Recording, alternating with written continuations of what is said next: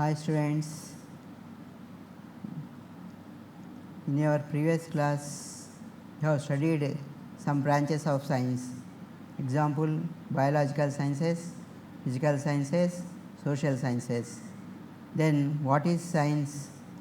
Science is a system of acquiring knowledge. What it uses? This system uses observations and experimentations to describe and explain natural phenomena. Give some examples for natural phenomena. Example for natural phenomena are lightning, rainbow, earthquakes.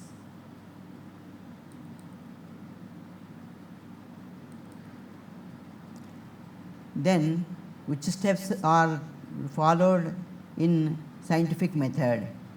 First step is, we call it as observation. What is observation?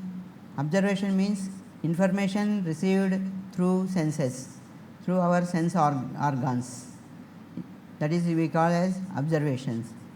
Second, we will make hypothesis. Hypothesis means an idea to explain number of observations. Then we will go to third step known as scientific theory, which will be called scientific theory. In scientific theory, a hypothesis that has been tested many times. Then we will go to fourth step known as scientific law. When scientific theory becomes a scientific law, scientific theory that has been tested many times and always true, then it becomes as scientific law. Then particularly we will define what is physics. Physics is a branch of science which deals with the study of basic laws of nature and their manifestation of various natural phenomena. Physics takes important role in describing the natural phenomena, how they will occur. Now we will know about some of the scientists who contributed in physics. In your previous classes you have studied some laws.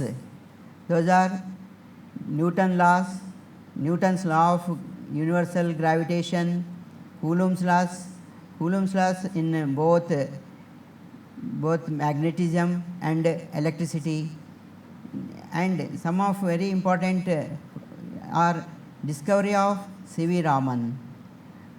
What is the discovery of C.V. Raman? He discovered Raman effect. What is Raman effect? Raman effect, which deals with the scattering of light by molecules of medium when they are excited to vibrational energy levels. It explains about the scattering of light by the molecules of the medium. The contribution of S. Chandrasekhar.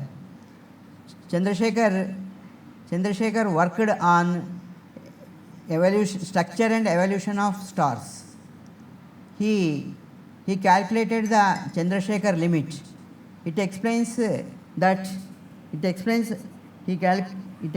limit of the mass of the star. It explains the limit of the mass of the star up to which level it will be stable. So Chandrasekhar calculated the limit of the mass of the star, that which will be stable. So that is, we call it as Chandrasekhar limit. So it is a very important contribution of Chandrasekhar to physics. We will simply say Chandrasekhar limit and structure and evolution of stars. Then we will go to the fundamental forces in nature. There are fundamental forces are three types. Those are nuclear forces. Nuclear forces are again two: strong nuclear forces and weak nuclear forces. Second one is electromagnetic forces. Third one is gravitational forces. Then we call which one is symmetry. Symmetry means the value which will not change from place to place. It is true in everywhere. For example, If you take the acceleration due to gravity, we indicate it by small g, changes from place to place, so it has no symmetry. But Newton's universal law of gravitation holds good everywhere in the universe, so it has symmetry.